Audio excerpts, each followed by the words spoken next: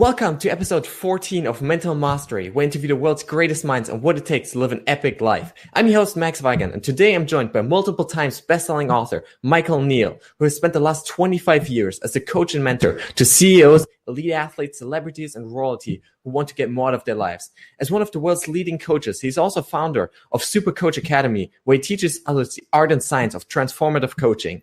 Neill is also the host of the popular Caffeine for the Soul podcast, and his Tedx talk, Why Aren't We Awesomer, has been viewed over 200,000 times. So Neill, welcome to the show. Thank you very much. So excited to have you. So one of the most surprising things that I found while doing the research on you is that you actually weren't born a happy kid. In fact, as you said during your TED Talk, that you were severely depressed, you were suicidal. So how do you go from that to being this genuinely happy guy that's like mentoring some of the world's best performers? Well, depending on my mood, I would say luck or a miracle. And I think honestly, it's kind of both. And yeah, I was involved. I mean, I had to be willing to see what was revealed to me, but it wasn't a no-brainer I was going to wind up here. I wasn't actually voted least likely person to be happy in school, but I could have been. Yeah. And what happened for me was I had over the last now, 30 years, a series of insights into how life works, how the mind works, what's really going on here on Earth, that each one both took away some of my fear and mental noise and opened up a new level of possibility. And so it's almost like I was given a lot of doorways, and the bit that I did was I walked through them. So like I say, I was involved. I'll take a little credit. But you can definitely take some credit for that. I didn't open the doors. You know what I mean? They came from this, what I now think of as the intelligence behind life, the universal mind, the thing that's the same in you as me. We might have different IQs, but we have the same intelligence behind us. And that intelligence, that deeper intelligence that has nothing to do with what we've learned, it's that which actually allows us to learn. That turns out to be the best news in the world, that's there in all of us, because we can rely on that. You talked about an epic life. I like that is that's what allows for epicness. Like if you had to be epic, I don't know about you. If I had to be epic, like I sometimes look at my bio and think, God, thank God I didn't have to do any of that. Right? Because like I hear my bio sometimes and I expect Tony Robbins to come out on stage. Yeah. And it's like only me. It is very impressive though. No, but it's impressive. It is. I know. I hear it. I'm like, wow, he sounds cool. But it's the natural fruit of allowing this aliveness, this intelligence to come through you and being willing to go where it takes you. That's where it comes from. Most people think it's created. I've got to make it happen through my will, through my personal power. That's just not my experience. You can go pretty far on personal power, but it's exhausting, right? If you read the life stories, if you get to know some of the people who've made their life that way, it's not always pretty, right? Whereas kind of, if you're letting this aliveness guide you, if you're letting this intelligence guide you, actually, it's really cool. Right? I laugh at my life sometimes. I'm like, really? Okay, cool. I'm along for the ride. That's my part. I'm willing. Love that. So what shape or form do those insight or those lessons come? Like, was it through studying books or connecting with people or just things in your life happening? How do you get those insights from life? Well, we're made for insight. Like we're made to, I think there's this phrase that I hear myself use a lot. And then it occurred to me, right? Things occur to us that once they occur, they're like, oh, well, that's a good idea. Or, oh, yeah, that's obvious. Or, oh, wow, that's true. So for me, the first big one is the one I talked about in the TED Talk, which was, I realized that all that thinking about suicide was just thinking. Like it just occurred to me. Oh, I don't want to die. I don't want to kill myself. I've been thinking about nothing else for 7 years, but actually when push comes to shove, I don't want any part of it. Well, that was like, holy wow. Yeah. Because that suddenly opened up the possibility that there were other things that I thought were just true because I thought about them that might be completely made up. Suddenly my world got bigger. Suddenly I wasn't trapped by my thinking, right? I had, another big insight. The one that really, where the happiness thing came from, was listening to this enlightened Scottish guy named Sid Banks say that every human being is sitting in the middle of mental health. They just don't know it. And I burst out laughing because I got that was true for me. I had been a high functioning depressive for 30 years, 20 years at that time. 25, I don't know, a long time, right? And in that one moment, I suddenly saw, well, that can't be true. And over the next sort of 9 months, I actually became happy because I saw, oh my God, I've never been depressed. I just thought I was. And thought is so powerful that it really, when we're in it, when we don't see it for what it is, it's our reality. But that's the beautiful thing. Like I say in I've got a new edition of one of my books, SuperCoach, coming out. And in the new book, I talk about, look, your reality is what you think it is. Your world is what you think it is, but there's a world beyond your thinking. And each of my insights has been a glimpse into that world beyond my thinking. Not about getting better thinking. I tried that for 20 years. But actually glimpsing, oh, there is something beyond my thinking, which is so much more beautiful and so much more powerful than my most positive, expansive thoughts. Yeah. And that's what's driving the bus. And like I say, I've been willing to get on the bus and go for the ride. That's so powerful. Just this realization that we create our reality, right? And like you mentioned, when you're suicidal there, and it is just a thought, right? And like we all have these 60,000 thoughts coming into our brains every single day, right? And some of these thoughts are productive, others are so negative, right? And so simply realizing that sometimes it may just be a thought and nothing else. I love that. Well, and it's incredibly liberating, but it's also kind of humbling. Because I committed many years of my life to those thoughts. It was a little embarrassing to go, oh no, that's not true. That's just what I've thought all this time. And what's interesting, and this is something I started to see, is the direction is when people start seeing thought, they go, okay, which thoughts should I think? Tell me better thoughts to think, or how do I change my thoughts? And it's like, no, that whole world, what I just generically call our psychology, what we're looking for isn't in there.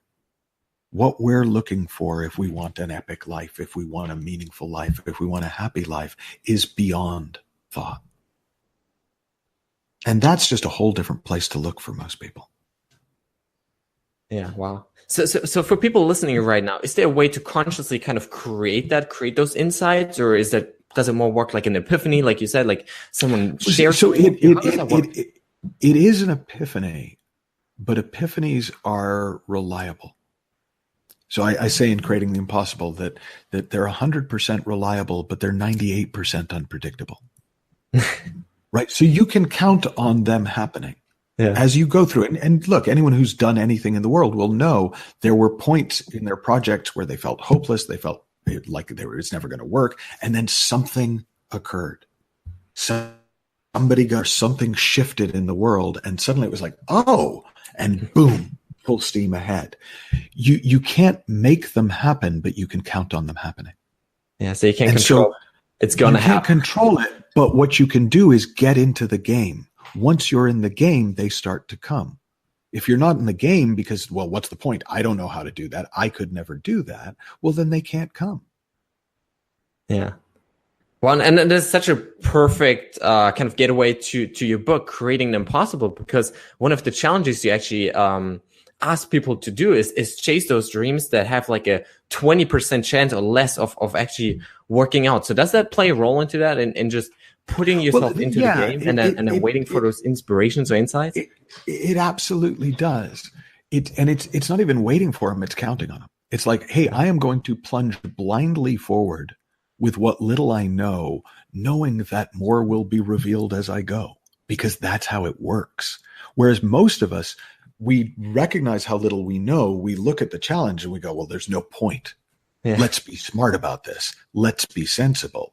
I don't know how to do that. I'm not up for that. I can't make that happen. Well, no, you on the sidelines looking at it can't. But what happens to us when we get in the arena is this amazing intelligence, this amazing responsive intelligence shows up with us and guides us and gives us what we need as we need it. But we can't see it from the stands. You only see it when you're in the game. Love that. So just getting started. So what are some practical steps that people can take with, they have this big goal, but right now they're just uncertain? Like, how do you get started and overcome this kind of uncertainty and the fears and doubts and insecurities that people struggle with so much? Well, I really don't encourage people to try and get over them. I encourage people to see them for what they are, which is mind noise, right? It's weather, right? We all have weather. We have emotional weather. We have mental weather. And some days it's sunny and clear and some days it's rainy. But look, if you're training for a marathon, you don't only train when it's sunny, right? You go out and you run your time when it's raining. You go out and you run your time in a thunder, maybe not in a lightning storm, but you go out in most weather, rain or shine, and you train, right? For sure. It's the same with emotional weather. It's the same with mental weather. It's like, yeah, you're going to feel insecure sometimes. Yeah, you're going to get caught up. Yeah, you're going to lack confidence. Me too. So, right? That and $5 will get you a coffee at Starbucks. Right? And it's not toughen up. It's just recognize, hey, that's the human condition, buddy. Right? You're going to feel stuff because you have a mind and it thinks. And that's cool. And some of those feelings are going to be beautiful. Some of them you're not going to like, but none of them can stop you from taking the next step ever. They don't have that power. We just think they do. Yeah, that's true. And actually, in your Tedx talk, you shared this powerful story of how we kind of create those fears in ourselves. So you talked about the box of spiders, right? Where people had like these phobias of spiders, and someone brought in that box with like an empty box where they thought there were spiders and they were still freaking out. So it's kind of like we're creating those things just by our thoughts, right? Well, we are, but we aren't. And let me explain what I mean. I don't want it to sound like you are doing it so you can do different. Yeah. The mind does that, right? It's doing it. It's creating these thoughts. It's creating these fears. It's not like you are stepping in there going, what shall I do today? I know I'm going to scare the crap out of myself. No, we don't do that. But the mind does. And if we recognize that that's all that's happening, Bob's thinking again. Right? Then we don't take it so personally. We don't feel like we have to fix it or stop it or change it. It's, nobody fights the weather really. They complain about it, but you know what? When it's raining, you get wet, but that's okay because you'll dry out again. Right? Some people love it. My wife, God, she loves the rain. I remember the first time I brought her to America. She's British. And we had a summer downpour and she went out dancing in the rain, literally. And I was like, she is so weird, but it so much. That's amazing. But that's the thing. It's like we assume, rain bad, sun good. Why? Like we get to feel all things. There are many seasons to life. There are many, it's like kind of cool. I mean, not in Southern California, but in most of the world, you get to experience a whole range of. Yeah, so you're very, very lucky in that sense. No, I love that. But especially about rain, actually my best and my most fun runs of my life were during the rain, right? During thunderstorms, during all this crazy stuff. That's oftentimes it's the most meditative and calming and just exciting at the same time experience. So I love what you're saying about any circumstance. It can be utterly the same with our inner climate, our inner weather. We don't have to control it. We don't have to make it a certain way. The sun's still there, even when it's raining, right? It didn't go anywhere. You don't lose that. Life still thrives. In fact, part of how it thrives is through the rain. For sure. We spend so much energy trying to get ourselves right, our thoughts right, our feelings right, and know how we're going to do that, making a plan. And it's like, I had a coach once, and he was he was just extraordinary in terms of what he could achieve. And I remember him saying to me, he said to me, Michael, you're smarter than I am. You've read way more than I have. You've got this amazing mind. But if you and I were both challenged to raise $1 million for our favorite charity, I'd beat you 10 times out of 10. He said, and I said, why? And he said, well, because as you were kind of making your plans and working out how you were going to do it, I would have been on the phone making calls. And some of those calls would have come to nothing, but one of them would have led to something that was way bigger than anything I could have imagined. And that would have been the path, right? There's something magical about getting in the game. Like, that's really the whole point of creating the impossible, is when you get in the game, all sorts of things occur that you could never have predicted that take you forward. But if you sit on the sideline and wait till the conditions are right, you'll never get in the game. Oh, for sure, for sure. So just getting in there and getting started, right? And oftentimes what I found in my personal life is like the fear stops once you're in there, right? So before starting this podcast, I was just afraid, right, of talking to people like you. But now that I've done like 20 episodes or so, and like I'm just getting in over and over again every single day, it's becoming so easy and so fun to just talk to some like to Olympic athletes and all of that stuff, like just incredible people that otherwise I would have never reached out to. So sometimes just getting in the game and getting started with it, like you realize like this really isn't that bad.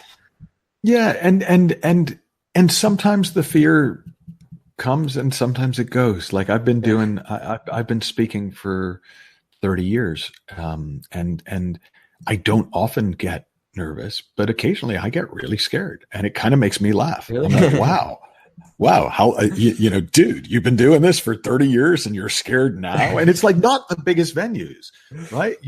I'll be in front of thousands of people and I'll be fine. And sometimes I'll be talking to 20 people and I'll get really nervous. And it's like, okay, that's weird, but it doesn't matter to me. Like, cause like you say, I'm to feel good. I'm there to share what I'm there to share. I'm there to connect with people. I'm there because I'm there. Like, and so, yeah, I like to enjoy it, and I do enjoy it. But sometimes part of enjoying it is enjoying the fear. I've had 2 panic attacks in the last 10 years, and I found both of them hysterically funny. Like afterwards or during? No. I was sitting there feeling like my heart pumped, like I pulled over to this. I was driving. This was a couple of years ago. And I called my wife and I was like, baby, I'm having a panic attack. Can you talk me down? And she's like, you sound okay. And I said, no, I'm just finding it really funny. Like my hands are swelling up. My heart's beating. I can't breathe. I can't drive. My vision's blurry. It's really weird. Wow. Right? Now, because I get it's just thought. It's just the mind spinning. And it'll stop because it always settles. You shake a snow globe, it'll always settle. There's nothing to do to make it settle quicker. You just have to let it settle. And that's just true for all of us with anything. But we think, oh my God, I feel fear. What's wrong? Oh my God, I feel sad. What's wrong?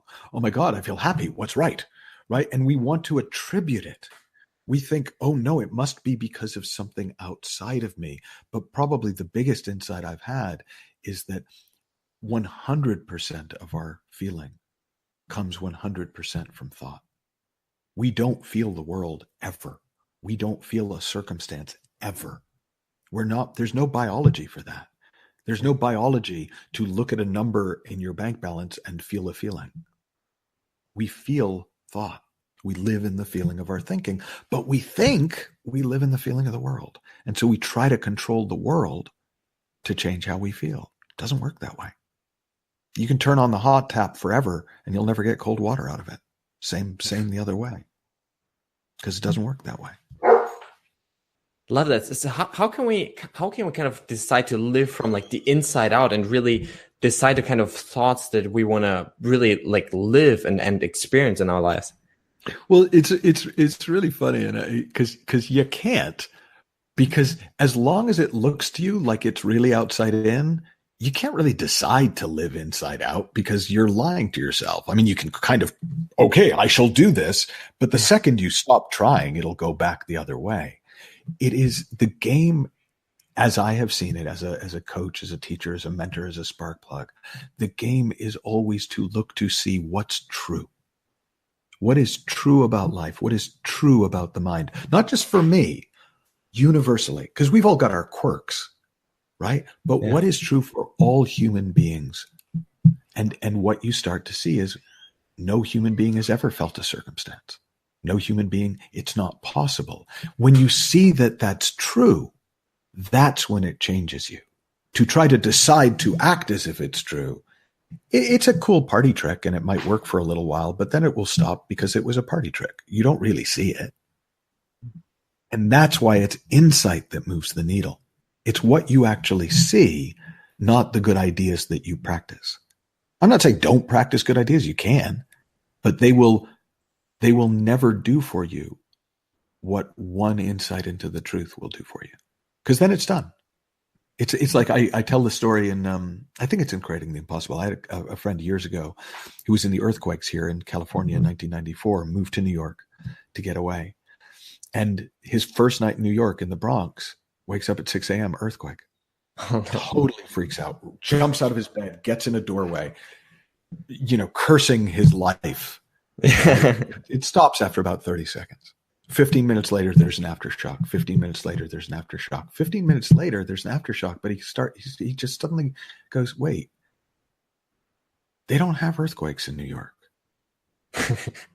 And he realizes it was a subway running under his apartment building. No way. And it just started at 6 a.m. That's why he hadn't noticed it before. Well, once he knew it was the subway, it's not that it stopped happening. It's not that he practiced reminding himself it was like it just never scared him again. He stopped noticing it because he knew what it was really. We're the same. When we start to see that all of this disruption we feel inside us isn't an earthquake, it's a subway, it stops being a big deal. But until you see that, of course you're going to go hide in the doorway and under the door jamb and do whatever you know to do in an earthquake, right? That's not your fault. Sure. That's common sense. Right. And so that's what I tell. That's what all my clients, from the wealthiest of the wealthy to the people I talk to in prison, like same conversation, literally the same conversation. If you start to look towards what's true, it'll change your world. Wow. Love that. So how do you go about kind of discovering or uncovering the truth of the world? Like, how do you go about kind of deciding, like, what are my fears and what is the actual true thing behind that? There are a couple things that are pretty universally helpful. One of them is I'm going to say it a funny way, getting eyes for quiet. Getting eyes for quiet. And the reason I'm not saying getting quiet is people suddenly, if I say getting quiet, they go, okay, how do I get quiet? How do I stop this voice in my head? How do I quiet is already there. Right? This conversation is happening inside of quiet. If I write words on a page, those words are happening on a pre-existing page. The page is already there. If you have eyes for the page, you'll see it through the words. If you have ears or eyes for quiet, you'll hear it underneath the noise. So you don't have to quiet the noise. You don't have to stop thinking. If you get eyes for quiet, there's something about that space that it starts to permeate you. It's like soaking in a bath with oils in it, and the oils kind of soak into your body. And or I sometimes use the analogy of a hyperbaric chamber that athletes use for training, where it's this really oxygen-rich tent. It doesn't matter what you do in it. While you're in there, the extra oxygen just soaks into your bloodstream, and so your blood becomes hyperoxygenated. So you have sort of temporary superpowers, right? You heal quicker, you're stronger. It doesn't last. But quiet is the hyperbaric chamber of the mind. When you get eyes for quiet, it does for you what that extra oxygen does for an athlete. it does for you what those oils might do for your skin. And you just, when you get used to spending time in that place, it permeates your whole life. You don't need to take time out to do it. It can be there while you're training. It can be there while you're working. It can be there in the middle of an interview. And there's something it does to us that just makes us prone to insight, makes us more available. Because insight always comes, people say, I don't know, it came out of the blue. Right? Well, the blue is the quiet. It comes out of nowhere. So you have to hang out nowhere in order to be there when it comes. But most of us are so preoccupied with whatever we're working on, with whatever project we're working on ourselves, or we're working on our life, or we're working on this. There's no room for these fresh insights to come in. There's no space for it. And so it's not that they're not there, it's that you don't notice them. It's why the number one answer to the question, where do you get your best ideas, has always been in the shower, right? Any poll I've ever seen. But one of my colleagues was giving a talk on this, and he shared that. And afterwards, one of the managers came up and said, so how long should I have my people shower? Well, no, it's not a strategy.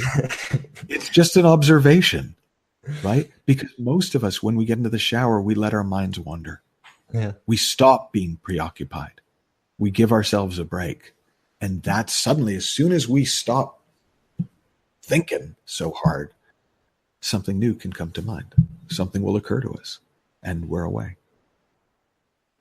Well, I love that, of just kind of letting go of all the stuff that's going on in our lives, and really just kind of feeling and seeing this kind of blankness, right? Of like not focusing on the drama and the daily to-do list and whatever, but really letting go and opening yourself up for those insights that are going to come when we just decide to listen, right? Yeah, and then the to-do list changes. There'll still be things on the to-do list. If you're trying to do something epic, you're going to have a to-do list. Oh, for sure.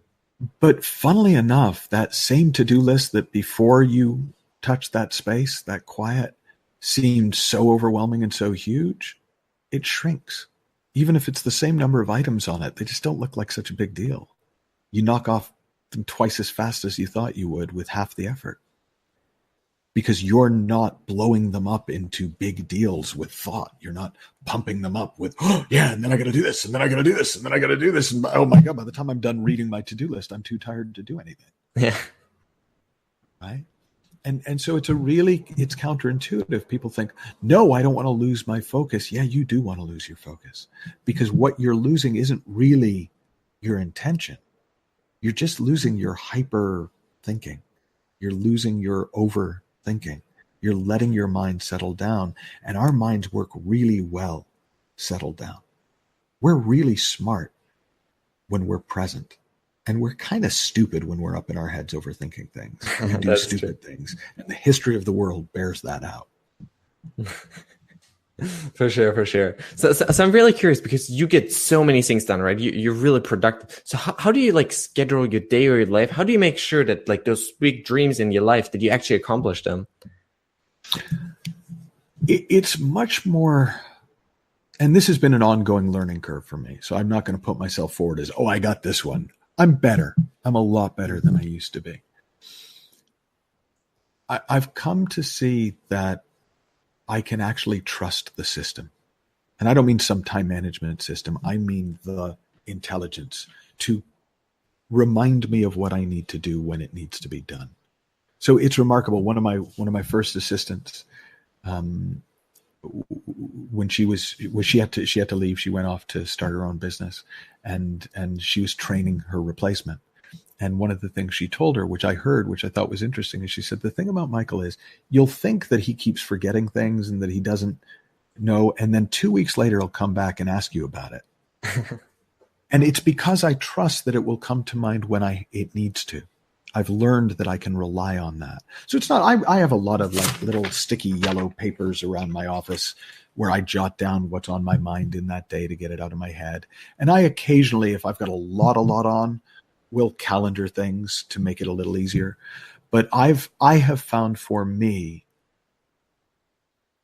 I want the smallest amount of structure necessary so that I can play inside of it.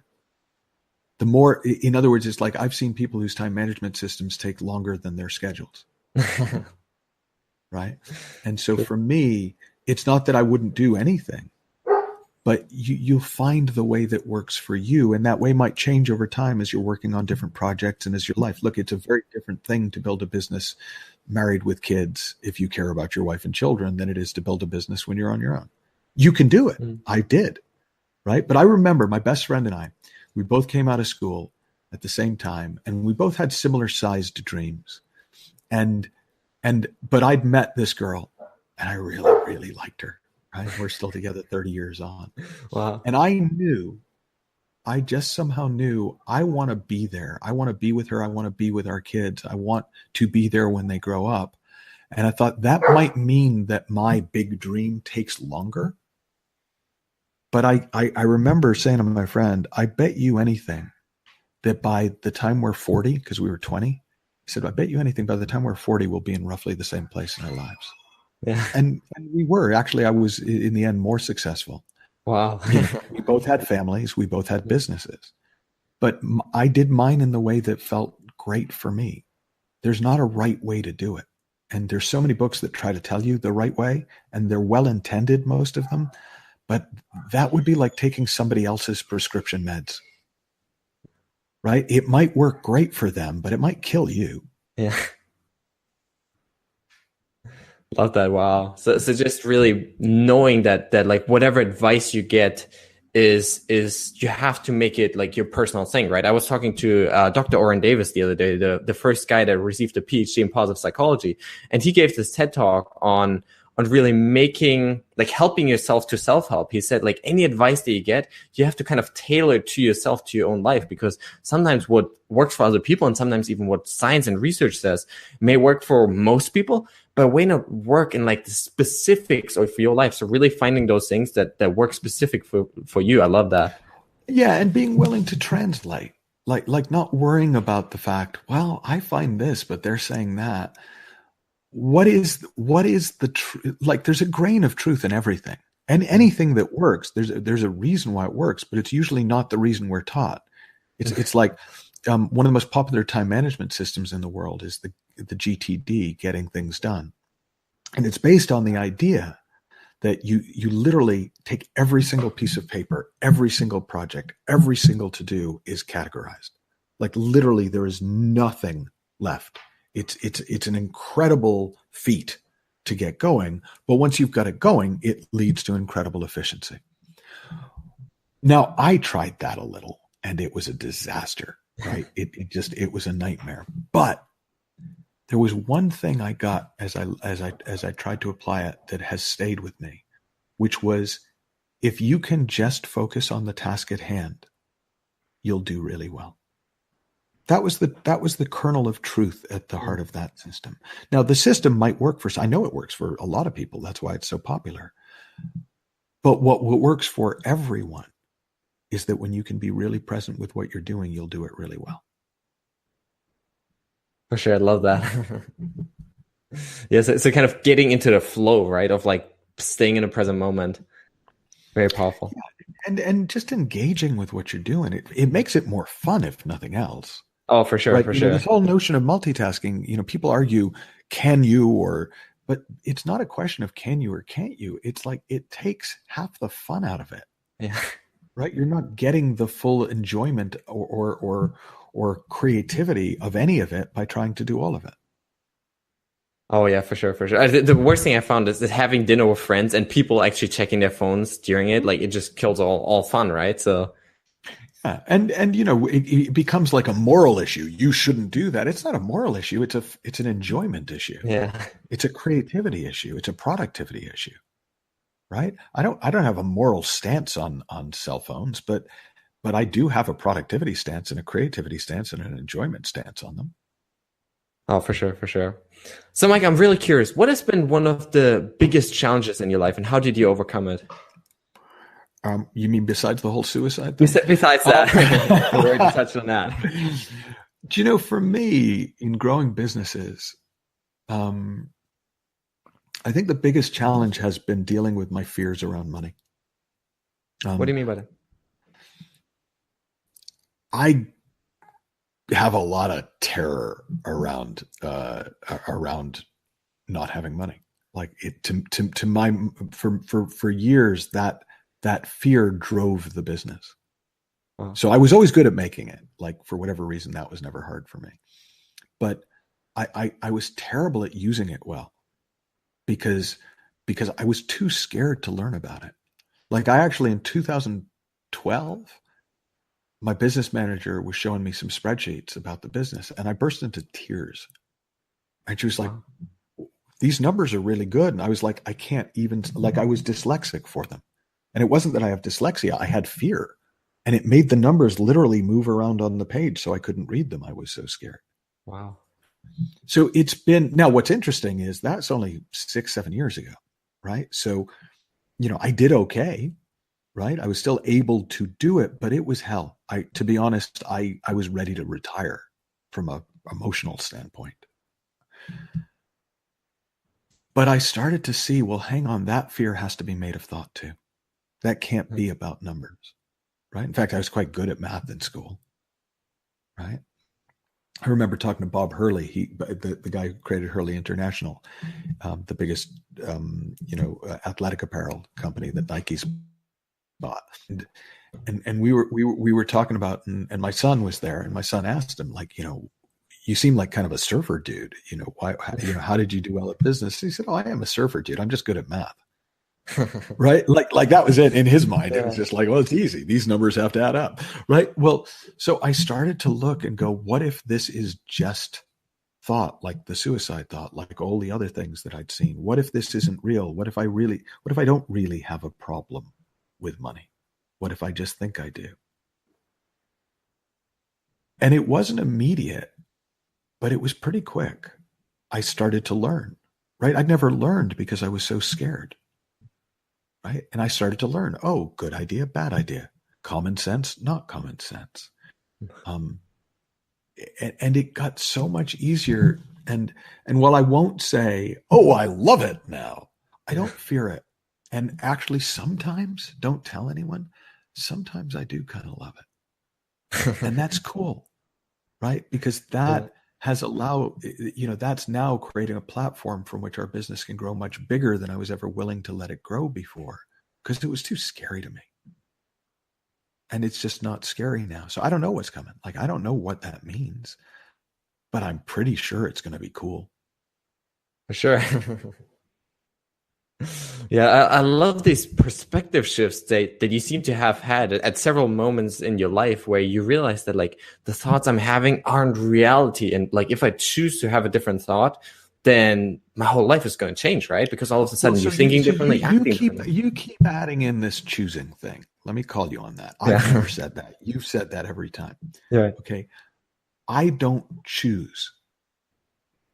Like, it's sort of like, or you could say I do, but it's like choosing between kissing a beautiful woman and getting punched in the face. Yeah, okay, you can call it a choice, but it's not really a choice. It's the obvious thing to do. Mm-hmm. If you like beautiful women, but you know what I mean. These insights, this is the beauty of insight. This is the beauty of navigating by insight, of living by insight. When you see it, it's obvious, right? It's like getting a joke. If you laugh, you got it. If you have to have it explained to you, even if you understand why it should be funny, it's not the same, right? If you get something about life, if you get something true, you're done. There's no choosing. There's no practice. There's nothing you have to do with it. It's like, oh, that hurts. That feels great. Great. Oh, that helps grow my business. That kills it. I'll do more of this, right? It's obvious. It's not really a choice. Yeah, that makes a lot of sense. That's true. So Michael, what has been one of the best pieces of advice that you've ever received in your life? Best piece of advice. It's funny because this isn't a piece of advice I ever remember being given, but it's something I learned from my father. Mm-hmm. And my son has told me, he's now 23 and, doing well in his profession, and he has told me it was the best thing he learned from me. And it's that showing up on time and doing what you say you will is a competitive advantage. Right? It seems like obvious to me, right? That if you show up when you say you're going to show up and do what you say you'll do, that just seems like the basics to me. But I've learned in the world, my son's learned in the world, boy, it's so rare you'd be shocked. Oh yeah. And so for me, simple as it is, unremarkable and unepic as it is, I think it was Woody Allen who said 80% of success is showing up. Yeah. Right? It's like, I think that's probably the best advice I got. Wow. That is so interesting. I mean, really just going back to the basics, right? Like, John Wooden, it was, right? The basketball coach that taught his players how to tie their shoes and how to fix their socks and stuff. Like, really, it's all these small things that oftentimes we overlook that are like the basis of success in any field, really. I mean, there's a book that was hugely popular. It was a big New York Times bestseller back when I was a kid, called Everything I Needed to Know I Learned in Kindergarten. And I don't remember what was in the book, but just from the title, it's that same thing. It's like, actually, be kind, be smart, take naps, right? There's just some basic things that serve people really well through their whole lives. And there's something in us that kind of fights against simplicity. Because it can't be that simple. There's got to be a reason why these people are successful and these people struggle. And it's like, actually, what I have found in my life to this point is, if it doesn't look simple, I don't understand it yet. Right? Einstein said everything should be made as simple as possible, but not simpler. Right? So there is a point beyond which you can't simplify it. But that point is usually so much simpler than most of us have made it. I can't hear you anymore, Max. I've lost sound.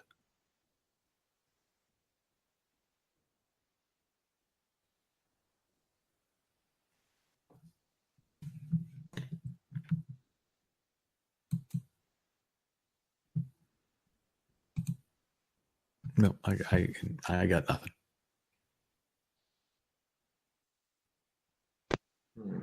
Oh, there you are. Yeah, does it work again? Yeah.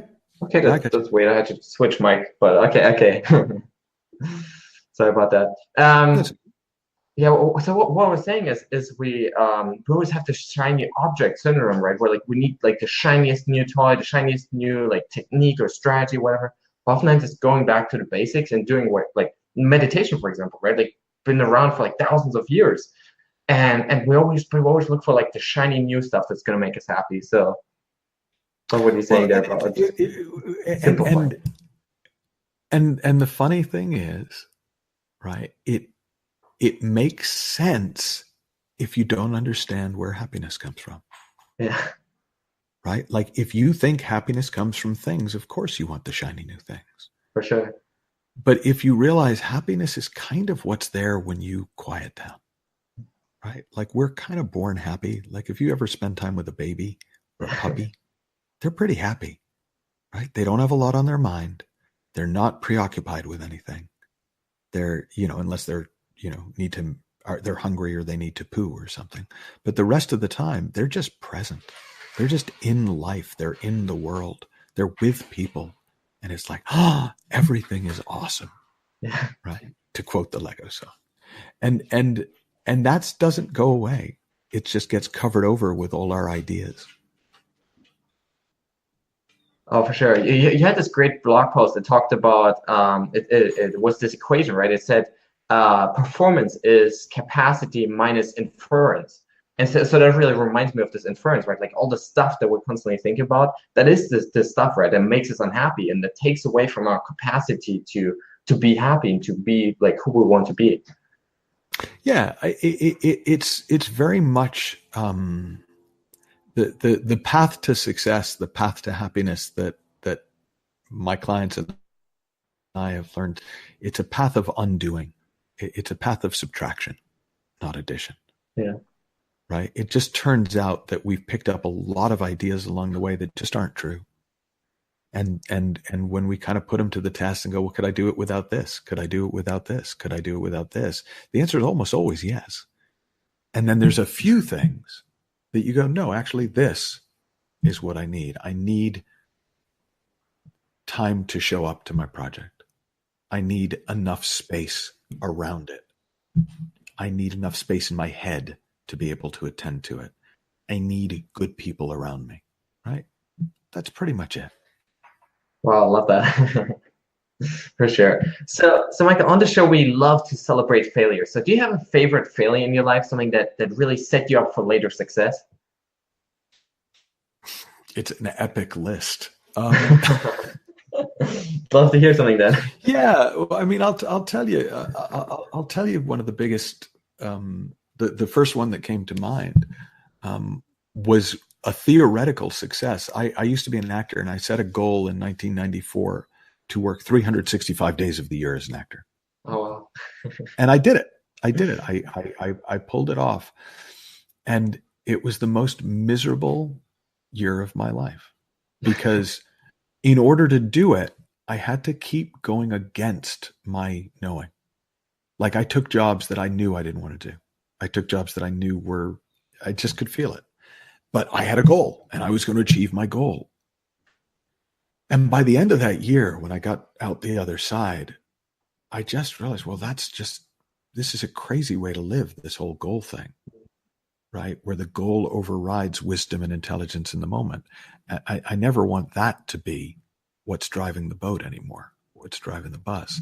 And so it was a truly, I mean, like the first week I took this 6-month tour, and the first week of the tour, our house got robbed because I was away. And then and it went downhill from there.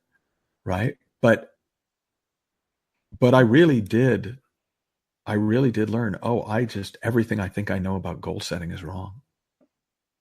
And that opened me up to a whole other way of approaching things that has just been the basis of my business going forward. Wow, that's so interesting. I think we can really oftentimes fall into this trap of kind of being so stubborn about our goals, right? That we forget like the bigger picture of our lives. I had in my life when I was trying to when I was running for the national team in Germany, and I was trying to qualify for European championships, and I was just trained through like injuries and sicknesses and just feeling exhausted every day because I had this goal, right? But it was taking away so much from my daily life, so much from my happiness, from just my energy and my ability to really live. So I think sometimes like realizing like, hey, I'm being too stubborn about this and doing something like chasing a goal that actually doesn't serve me is very powerful. I had another place I sort of got that same lesson. I had a client, I wrote about him in my first book, and he was one of my most successful clients. And we were having a lunch by the sea, and I asked him about goals. I said, like, how do you do goals? Because I was still like, I think in my late 20s, early 30s, and I was like still very goal guy. Yeah. And he said, once or twice a year, my wife and I'll sit down, or I'll sit down on my own, and we'll have a nice meal and a glass of wine, and I'll think about what I might like to do in the year ahead. And then I check in with them once or twice a year. And if I still like them, then I'll stick with them. And if they don't sound fun to me anymore, I'll change them. And I was like, in my head, I didn't say this out loud, but in my head I was like, but that's cheating. Doesn't he know that's cheating? Like I was going to correct him. But then, I took a look and I went, yeah, no, I don't think he needs to learn this from me. Yeah. But what he said next really stuck with me. He said, to my mind, the only real reason for having a goal is if it helps you fall more deeply in love with life. Wow. And I was like, yeah, I was with you. I was like, wow. And that affected me. Now, it was his prescription. Like I couldn't immediately take that on for myself, but it really gave me pause. It really made me look again at how I was trying to use goals. And his way was way better. Yeah, for sure. Wow. That's such an amazing way of looking at it. Like if you're not loving what you're doing, then actually like the goal isn't serving you, right? So. Yeah, like what is the point? Now, that's different to maybe like a corporate objective, right? Well, the corporate objective is for the corporation. So, if you work for the corporation, fine. Like that's a different thing. Yeah. But our personal goals, Like they've got to be about allowing us to enjoy our lives more. For sure, I love that. So, Michael, before I ask my final question, where can listeners connect with you online?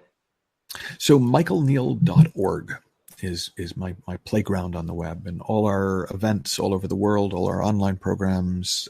There's a free blog and podcast, and more podcasts to come. And so that really is Project Central on the web, michaelneill.org. Awesome. I'm going to put up the links to that as well then. So, final question, what does mental mastery mean to you? Boy, if I'm being honest, it's not a phrase I ever use. So I'll try and give you an honest answer, but it's going to be an unrehearsed answer. To me, mental mastery as a positive, because I've got a negative take on it, is like, oh, wow, somebody's really so in their head that they have to master their mind. But the positive of it would be to recognize that the ultimate mental mastery is freedom of mind. Like if you can allow yourself total freedom to think anything and to not get stuck on any thought, that would be mental mastery. Not to control it at all, but to be absolutely free to think absolutely anything at any time.